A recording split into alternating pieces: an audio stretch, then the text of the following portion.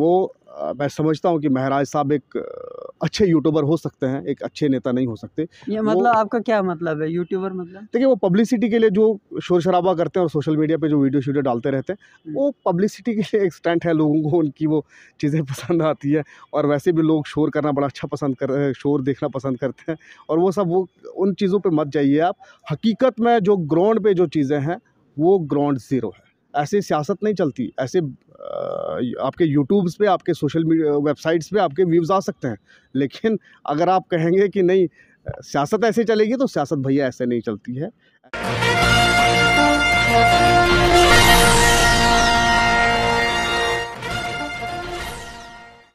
आप सभी का स्वागत है जेके दास्तान में, और मैं हूं आपके साथ बिलाल बिस्सी आपकी खिदमत में हाजिर। आज हमारे साथ मौजूद है इश्तियाक न्यायिक साहब, जो कि ज़िला डोडा से एक एनसी के जो है कारकुन हैं। काफ़ी अरसे से जो है एनसी के साथ वाबस्ता हैं। इनसे आज जो है चनाब वैली के हवाले से जो है बात करेंगे कि आए रोज़ चनाब वैली के अंदर जो है हादसात रोनुमा पेश आते हैं। उसके हवाले से जो है इंतज़ामिया कितनी जो है कोशिश कर रही है ताकि इन लोगों की जान बचाई जाए, इन्हीं से बातचीत करने की कोशिश करेंगे। इश्तियाक साहब, सबसे पहले आपका स्वागत है। शुक्रिया जी। जी, तो आए रोज़ जो है चनाब वैली हो या हमारा ज़िला डोडा हो, किश्तवाड़ हो, रामबन हो, हादसा देखने को मिलते हैं। क्या कुछ इंतज़ामी इक़दाम ले रही है इन हादसा को रोकने के लिए? बड़े ये बहुत ही अनफॉर्चुनेट है कि लगातार इस प्रकार से जो हालत बनी हुई चनाब वैली के रोड्स की, और अभी तक गवर्नमेंट की तरफ से, एडमिनिस्ट्रेशन की तरफ से कोई संज्ञान नहीं लिया गया, कारण जानने की कोशिश नहीं की कि ये लगातार इतने एक्सीडेंट्स होते हैं, तो ये होते क्यों हैं। बहुत सारे एक्सीडेंट कहीं ओवरलोडिंग की वजह से होते हैं। 70% एक्सीडेंट वहाँ की रोड की ख़राब हालत की वजह से होते हैं, और बहुत सारे एक्सीडेंट इसलिए भी होते हैं कि क्योंकि हमारे जो नए नए बच्चे ड्राइविंग करना स्टार्ट कर देते हैं, हर 10 दिन के बाद एक नया ड्राइवर बन जाता है। बहुत सारे एक्सीडेंट उसकी वजह से भी होते हैं। और मैं ये ज़रूरी समझता हूँ कि यहाँ पे दोनों बोथ पब्लिक और एडमिनिस्ट्रेशन को सहयोग करना चाहिए। पब्लिक को भी देखना चाहिए कि जिस ड्राइवर के साथ हम जा रहे हैं, जिस गाड़ी में हम जा रहे हैं, इस गाड़ी की कंडीशन क्या है और ये ड्राइवर कौन है, ये कब से ड्राइव कर रहा है, कितना ड्राइव अच्छा कर पा रहा है, ये बहुत ज़रूरी है। रही बात एडमिनिस्ट्रेशन की और वहाँ के रोड्स की, तो एडमिनिस्ट्रेशन को ताज़ियती मैसेज के अलावा कोई काम नहीं बचा है, और वो कोई काम नहीं कर रहे हैं। एडमिनिस्ट्रेशन सिर्फ ताज़ियत ही कर रही है कि हमें बड़ा दुख है, और ये दुख इनको बड़े टाइम से हो रहा है, लेकिन कभी इस दुख को जानने की कोशिश नहीं की। और मैं समझता हूँ कि ये दुख नहीं, ये एडमिनिस्ट्रेशन चनाब के लोगों के साथ एक मजाक करती है। एक मजाक हमेशा से हर मौत पे किया जाता है, और मैं समझता हूँ कि हमारी जानों का एक खेल बनाया हुआ है इस एडमिनिस्ट्रेशन ने, और हमारे खून का, हमारे मरने का तमाशा देखा जा रहा है एलजी हुकूमत के द्वारा और वहाँ डिस्ट्रिक्ट एडमिनिस्ट्रेशन के द्वारा। क्योंकि आपने खुद देखा होगा, पिछले हफ्ते में 2 एक्सीडेंट हुए, बैक टू बैक 2 एक्सीडेंट हुए। एक प्रेमनगर में हुआ, दूसरा असर यहाँ बगर के पास हुआ। और जब मैंने दोनों जगहें देखी, अगर वहाँ जहाँ आप असर की, प्रेमनगर की बात करें, जहाँ पे हमारे 4 जाने गई, 4 युवा जाने गई, तो अगर आपने वहाँ पे देखा होगा कि वहाँ जो रोड था, अगर उस रोड पे जिस तरह से चनाब के लोगों ने बहुत पहले से, वहाँ के सोशल एक्टिविस्ट और दूसरी दूसरी जो एनजीओज़ हैं और पॉलिटिकल एक्टिविस्ट जो वहाँ के लोग हैं, उन्होंने एक आवाज़ उठाई थी कि यहाँ रोड्स के ऊपर प्रॉपर तरीके से एक मजबूत बैरिगेड्स लगाए जाए, ताकि एक्सीडेंट्स को, जो हादसात होते हैं, इनको कम किया जाए।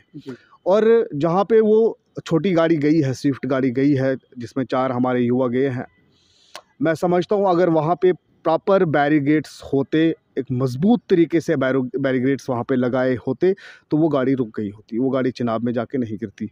और हमारे रोड की हालत ये है कि अगर आपकी गाड़ी गिरती है, वो तो ज़रूर चनाब में ही चली जाती है। 90% हादसा यही है, क्योंकि रोड ही ऐसा है, वहाँ की जो डेमोग्राफी वही इसी प्रकार की है कि आपके जो रोड है, रोड का जो 90% हिस्सा है, वो बिल्कुल चनाब के बिल्कुल किनारे पे है। आपकी गाड़ी जो है अगर रोड से हटी, तो वो सीधे चनाब में ही गिरेगी। लेकिन ऐसा नहीं किया एडमिनिस्ट्रेशन ने। बहरहाल बहुत सारी आवाज़ें लगी, बहुत सारे हादसा इससे पहले भी हुए, लोगों ने आवाज़ लगाने की कोशिश की। उसके बाद यहाँ बगर में इतना बड़ा हादसा हुआ, कुछ नहीं है, किसी के माथे पे जूं नहीं रेंगती कि ये हो क्यों रहा है, कोई जानने की कोशिश नहीं करता। तो जिस तरह जो हमारी एडमिनिस्ट्रेशन डोडा की है वो लगातार खालिस आर्डर पे आर्डर निकालती है, लेकिन उन आर्डरों को जो है इस तरह निकाला जाता है जैसे उन्होंने अपने घर में जो है उन चीज़ों का इस्तेमाल ही नहीं किया जाता है। जैसे उन्होंने रोड पे नहीं चलना होता है, वो खालिस पब्लिक को दिखाने के लिए आर्डर किए जाते हैं। चलिए अब सियासत पे आते हैं, अब सियासत से ताल्लुक़ रखते हैं। जम्मू कश्मीर में अफवाह चली थी फारूक अब्दुल्ला रिज़ाइन कर रहे हैं एनसी के प्रेसिडेंटशिप से, क्या अपडेट है? देखिए रिज़ाइन, ये अफवाहें चलती रहती हैं सियासत में, ऐसा सब कुछ उथल पुथल चलती रहती है। 5 दिसंबर को जिस दिन शेख साहब का जन्मदिन है उस दिन इलेक्शन होगा। जम्मू कश्मीर एक डेमोक्रेटिक सेटअप को मानती है, एक जमहूरी हिसाब को मानती है, एक जमहूरियत को मानती है, और जम्मू कश्मीर नेशनल कॉन्फ्रेंस के अंदर एक जमहूरी निज़ाम है। 5 तारीख को इलेक्शन होगा। जम्मू कश्मीर नेशनल कॉन्फ्रेंस ने पूरा मैदान खुला छोड़ा है, कोई भी इलेक्शन लड़ सकता है, कोई भी कैंडिडेट के लिए जो है वो नॉमिनेशन फॉर्म भर सकता है, इलेक्शन लड़के वो सामने आ सकता है। तो इसमें कोई दूसरी बात है ही नहीं। अगर फ़ारूक साहब ने रिज़ाइन दिया तो वो इसीलिए दिया, 5 तारीख को इलेक्शन है, तो इसमें कोई बड़ी बात नहीं है। फ़ारूक साहब जैसे उन्होंने कई बार खुद कहा कि वो नेशनल कॉन्फ्रेंस में पैदा हुए और नेशनल कॉन्फ्रेंस में ही उनकी मौत होगी। हम अल्लाह से दुआ करते हैं कि उनकी उम्र दराज हो। वो जम्मू कश्मीर के लिए बहुत महत्वपूर्ण है, बहुत इंपॉर्टेंट है, जम्मू कश्मीर को उनकी ज़रूरत है। बहरहाल ऐसा ये सब चलता रहता है, जम्मू कश्मीर में ये सब चीज़ें चलती रहती है, ऐसा कुछ भी नहीं है। वो नेशनल कॉन्फ्रेंस में थे और आगे इलेक्शन लड़ेंगे। उन्होंने खुद कल कहा है, सांबा में जब हम कल गए थे वहाँ एक मीटिंग थी, उन्होंने खुद कहा कि आने वाला असेंबली इलेक्शन में खुद कंटेस्ट करूँगा, वो इलेक्शन लड़ने वाले हैं। जी, तो चुनाव वैली के अंदर जो है एनसी का क्या रुझान है आजकल? देखिए चुनाव वैली बेहतर समझती है, सिर्फ चुनाव वैली क्या पूरा जम्मू कश्मीर बेहतर समझता है कि जम्मू कश्मीर के लिए बेहतर क्या है। 2014 से पहले हमारी सरकारें थी, अनएम्प्लॉयमेंट रेट 7% हुआ करता था, आज 30 क्रॉस कर चुका है। ये पूरा जम्मू कश्मीर जानता है, सिर्फ चुनाव नहीं जानता है, पूरा जम्मू कश्मीर जानता है कि जम्मू कश्मीर के लिए बेहतर क्या है। नेशनल कॉन्फ्रेंस काफ़ी अच्छी स्ट्रांग है चुनाव में, और इंशाल्लाह आने वाले इलेक्शन में नेशनल कॉन्फ्रेंस अच्छा करेगी और वहाँ से सीटें हमें आएंगी। जी, तो आने वाले वक्त में जो है अब डेमोक्रेटिक आज़ाद पार्टी, जो आज़ाद साहब ने नई पार्टी बनाई है, उसके हवाले से क्या कुछ कहेंगे कि क्या आपके लिए ख़तरा साबित हो सकता है कि चुनाव वैली के अंदर उनका ज़्यादा रुझान है? और आज़ाद साहब की नई पार्टी पर आपका क्या ख़्याल है? देखिए आज़ाद जम्मू कश्मीर, हिंदुस्तान एक जमहूरी मुल्क है, जमहूरियत है। आज़ाद साहब ने पार्टी बनाई है, वो उनका अपना एक राइट है, उनकी सियासत है। उनका 50 साल का तजुर्बा है, मैं उस पर कोई टिप्पणी नहीं करना चाहता जो उन्होंने पार्टी बनाई है। लेकिन जहाँ तक वोट का सवाल है, वोट का ताल्लुक़ है, तो ये कांग्रेस की आपस की लड़ाई है। जो वोट डिस्ट्रीब्यूट होगा वो कांग्रेस और आज़ाद के बीच में होगा। हमारे इसमें ना कोई नुकसान है। और अगर आपने भी सुना होगा, आपने भी देखा होगा कि अभी तक जो नेशनल कॉन्फ्रेंस से ताल्लुक़ रखने वाले लोग हैं वो आज़ाद साहब के साथ नहीं गए, किसी भी पार्टी में नहीं गए हैं। हमें अपने वर्कर्स पे, अपने अहदेदारान पे पूरा भरोसा है कि वो नेशनल कॉन्फ्रेंस में रहे हैं और नेशनल कॉन्फ्रेंस में ही आगे रहेंगे। बाकी जो वोट बैंक की बात आप कर रहे हैं, तो वो वोट कांग्रेस का वोट था, वही डिवाइड इंटू 2 पार्ट्स हुआ है। एक आज़ाद साहब के साथ है, दूसरा कांग्रेस में है। जो बचा है वो कांग्रेस में। हमारा इसमें कोई नुकसान नहीं है। जी, तो आम आदमी पार्टी भी जो है हम अब जम्मू कश्मीर में जो है कदम रख रही है, अब इलेक्शन की तैयारियां कर रही हैं। उनके साथ जो है अब एक और मुकाबला जो है आपको करना होगा। वो कहते हैं कि हम जम्मू कश्मीर की तरक्की करेंगे और जम्मू कश्मीर को बदलाव में लाएंगे। क्या एनसी के लिए ये भी जो है एक चैलेंज रहेगा कि आम आदमी पार्टी के साथ भी आप जो है चैलेंज करना है? देखिए यहाँ जम्मू कश्मीर में नेशनल कॉन्फ्रेंस को हराने बड़े बड़े एजेंट आए, बड़े बड़े लोग आए, बड़ी बड़ी पार्टियां दिल्ली से प्लांट की गई नेशनल कॉन्फ्रेंस को नुकसान करने के लिए।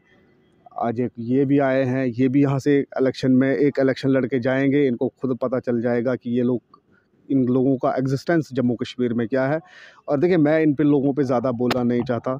मुझे पता है कि ये लोग यहाँ उस गुब्बारे की तरफ आए हैं जिस गुब्बारे को बहुत जल्दी हवा निकलने वाली है। ऐसा कुछ नहीं है। जम्मू कश्मीर के लोग समझते हैं, ये दिल्ली वाले क्या समझे, दिल्ली से आके यहाँ पे क्या समझाए अरविंद केजरीवाल, पंजाब में उसने क्या हालत बना के रखी है। हमें जम्मू कश्मीर के लोग समझते हैं उन्हें किस चीज़ की ज़रूरत है।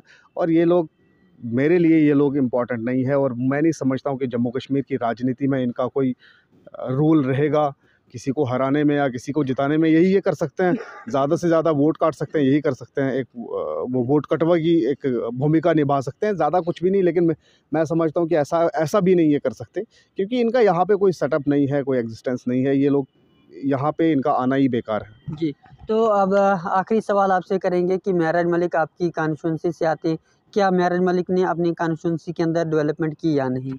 वो आप वहाँ जाके लोगों से पूछ नहीं, आप लीजिए। भी उस कॉन्स्टिट्यूंसी से आते हैं, बिल्कुल, क्यों? बिल्कुल, देखिए, मैं अगर आप वहाँ के वोटर हैं, आप वहाँ के रहने वाले हैं, आपसे पूछना फ़र्ज़ है। बहैसियत सियासतदान हो आप, या चाहे वहाँ के वोटर या वहाँ के रहने वाले हो, बाशिंदे हो, आप भी बताइए महराज मलिक ने कितना काम किया, या क्या लोगों को पसंद आता है उनका काम, यानी जिस हिसाब से वो दफ्तरों के अंदर जाते हैं। देखिए, मैं पहले उन पे बोलना नहीं चाहता, लेकिन आपने कहा तो चलो मैं बोल देता हूँ। उन पे क्यों नहीं बोलना चाहती हैं? मैं बोलना इसलिए नहीं चाहता, चलिए बहुत सारे रीज़न हैं, मैं उन पे बोलना नहीं चाहता। लेकिन आपने कहा, मेरे कहने का मतलब ये था, जब मैंने कहा कि वहाँ के लोगों से पूछ लिए, मैं भी वहाँ से ताल्लुक़ रखता हूँ। जो उनके पास काम थे, जो उससे पहले वहाँ पे काम होते थे, वो आपको खुद पता चलेगा जब आप पता करेंगे। वहाँ में जो ब्लॉक के अंडर जो काम आते थे, उनकी क्या हालत बना के रखी है। और कुल मिला के देखिए, वो मैं समझता हूँ कि महराज साहब एक अच्छे यूट्यूबर हो सकते हैं, एक अच्छे नेता नहीं हो सकते। ये वो मतलब आपका क्या मतलब है, यूट्यूबर मतलब? देखिए, वो पब्लिसिटी के लिए जो शोर-शराबा करते हैं और सोशल मीडिया पे जो वीडियो डालते रहते हैं, वो पब्लिसिटी के लिए एक स्टंट है। लोगों को उनकी वो चीज़ें पसंद आती है, और वैसे भी लोग शोर करना बड़ा अच्छा पसंद कर रहे हैं, शोर देखना पसंद करते हैं। और वो उन चीज़ों पे मत जाइए आप। हकीकत में जो ग्राउंड पे जो चीज़ें हैं, वो ग्राउंड ज़ीरो है। लोगों की हालत, बुरी हालत हो चुकी है जब से ये डीडीसी साहब बने हैं। मैं बोलना नहीं चाहता था, लेकिन आपने कहा तो मैं अब बोल देता हूँ। वहाँ में जो मनरेगा में जो लोगों का रोज़गार होता था, वो 15-16 हज़ार रुपये का ही कुछ मिलता था। जी। महराज साहब की वजह से वो 2,000-3,000 रुपये इस बार लोगों को मिला है। आप जाके पता कर लीजिए। मैं और भी जो दूसरी-तीसरी चीज़ें हैं, देखिए इस समय अफ़सरशाही है, और हर अफ़सर के ऊपर बदतमीज़ी कर रहे हैं, उसको दाड़े मार रहे हैं। आप क्या समझते हैं कि काम होंगे? ऐसे ही काम होते हैं, ऐसे सियासत नहीं चलती। ऐसे आपके यूट्यूब्स पे, आपके सोशल मीडिया वेबसाइट्स पे आपके व्यूज़ आ सकते हैं, लेकिन अगर आप कहेंगे कि नहीं सियासत ऐसे चलेगी, तो सियासत भैया ऐसे नहीं चलती है। ऐसी वो सियासत तो नहीं दावा की जाती। करते हैं कि मैंने जो है अपनी कॉन्स्टिट्यूंसी के अंदर इतने लाखों का पाइपलाइन बिछा दी, कहीं सड़कें, कहीं स्कूल बना दें। आपको लगता है कि डीडीसी की फंड से सड़क बन सकती है? कि आपको लगता है? वो तो नहीं, आपको लगता है? एक दो बार हमने देखा कि वो जो उद्घाटन कर रहे थे, यानी कि किसी की इनाग्रेशन रोड की कर रहे थे। तो इनॉग्रेशन के बाद वो रोड कहाँ हुआ? आपने कभी देखा कि वो रोड उससे आगे कहाँ गया? भैया 70 लाख में आप कौन-सा रोड बनाओगे? आपको लगता है डीडीसी के पास इतना कुछ है कि वो रोड बना सकते हैं? ऐसे रोड थोड़ी बनते हैं, रोडों पे करोड़ों का पैसा लगता है। ये ऐसे इनॉग्रेशन करने से, मैंने पहले ही कहा कि ये सब पब्लिसिटी स्टंट है। वो पब्लिसिटी के लिए करते हैं। उसके आजू-बाजू जो लोग घूमते हैं, वो उनमें से 90% लोग यूट्यूबर हैं। वो उनको आइडियाज़ देते हैं कि किस तरह से अपने सोशल वेबसाइट को प्रमोट करना है, किस तरह से लोगों को अट्रैक्ट करना है। वो सारी चीज़ें बड़े अच्छे से अच्छे यूट्यूबर हैं उनके साथ, जो उनको गाइड करते हैं, जो उनको बताते हैं इनके कि साथ महराज साहब के साथ जो अच्छे यूट्यूबर हैं। मैंने पहले कहा कि वो पॉलिटिशियन कम और यूट्यूबर अच्छे हैं, उनको यूट्यूब पे अच्छा काम करना चाहिए। अच्छे-अच्छे यूट्यूबर उन्होंने अपने साथ रखे हैं। देखिए, सियासत सीखने के लिए आपको सियासतदानों के साथ रहना पड़ेगा। आप जिस संगत में रहेंगे, आप वही सीखेंगे। आप यूट्यूबर के साथ रहते हैं, तो आप यूट्यूब ही सीखोगे। उनको ये बेहतर जानते हैं वो, कि व्यूज़ किस तरह से बढ़ाते हैं। आपने देखा होगा, जब वो उनकी वो दूसरी वाली वीडियो आ जाती है, तो वहाँ पे होता क्या है कि पहले मैं नॉर्मल आपसे बात कर रहा हूँ, नॉर्मल मैं आपसे बात कर रहा हूँ। जब आपके दूसरे कैमरामैन ने कहा कि कैमरा आपकी तरफ है, और अचानक से मैं भड़क जाता हूँ, इसका क्या मतलब है? इसका मतलब क्या है? कि ये सब पब्लिसिटी है, ये सब कुछ नहीं है। मैं बस ज़्यादा नहीं बोलना चाहता हूँ। जी, चलिए। मेरे दोस्त हैं, मैं ज़्यादा आप नहीं बोलना चाहता अब हूँ। जो है, अब भाजपा भी आते हैं, लोग कहेंगे कि भाजपा को कुछ बताया नहीं, क्योंकि हमें हमारा फ़र्ज़ बनता है। भाजपा कहती है कि इस बार 55 से पार, यानी कि 55 से ज़ायद हम सीटें लाएँगे। क्या लगता है उनका जो ये स्कीम है, यानी कि उनका ये जो कहना है, क्या ये काम करेगी या नहीं? देखिए, ये रविंद्र रैना बहुत पहले से सपने देखते आ रहे हैं। पहले 44 प्लस बोल रहे थे, आज ये 55 प्लस बोल रहे हैं। कहाँ से आएँगे? क्या है? अगर मैं समझता हूँ इस तरह के वादे करना, इसका मतलब कि वो जम्मू कश्मीर की जनता को, अपने वोटर्स को बेवकूफ़ समझ रहे हैं। वो ये उनकी समझ में वो शायद ये सोच रहे हैं कि जम्मू कश्मीर में जो भाजपा को वोट करते हैं वो बेवकूफ़ लोग हैं। शायद भाजपा ऐसा सोचती है, क्योंकि देखिए, अगर आप समझते हो कि आप हमसे हमारी नौकरियां छीनोगे, आप हमसे हमारी ज़मीनें छीनोगे, हमारा रोज़गार छीनोगे, हमारा कल्चर छीनोगे, हमारा जो भाईचारा है उस भाईचारे को ख़राब करोगे, उसको डिवाइड करोगे, मंदिर मस्जिद की बातें करोगे और उसके बाद आप 65 प्लस 55 प्लस करोगे, ऐसा नहीं है। आपको 5 प्लस भी नहीं आएगा। जिस तरह जो रणनीतियाँ हैं, जो राजनीति रही है भाजपा की यहाँ, कुछ नहीं होगा, आपका कुछ नहीं होगा। अगर आप में इतनी शक्ति है, इतना दम है, अगर आप बोलते हैं कि 55 प्लस, तो कल ही आप इलेक्शन अनाउंस करवा दीजिए, आपको पता चल जाएगा आपकी हैसियत कितनी रही है ग्राउंड पे और लोग आपके साथ कितने हैं। तो ये सब दिखलावा है। बोलने में आप कुछ भी बोल सकते हैं कि मैं सारी 90 सीटें ले जाऊंगा, ऐसा नहीं होता है। राजनीति में दूसरे जो लोग हैं वो ऐसे ही तमाशा देखने नहीं आते हैं। और आप लोगों को इतना बेवकूफ़ नहीं समझ सकते जो आपने हालत बना के रखी है जम्मू कश्मीर की, खास करके 5 अगस्त के बाद 370 हटा के और 35A ख़त्म करके जो आपने हालत की है जम्मू कश्मीर की।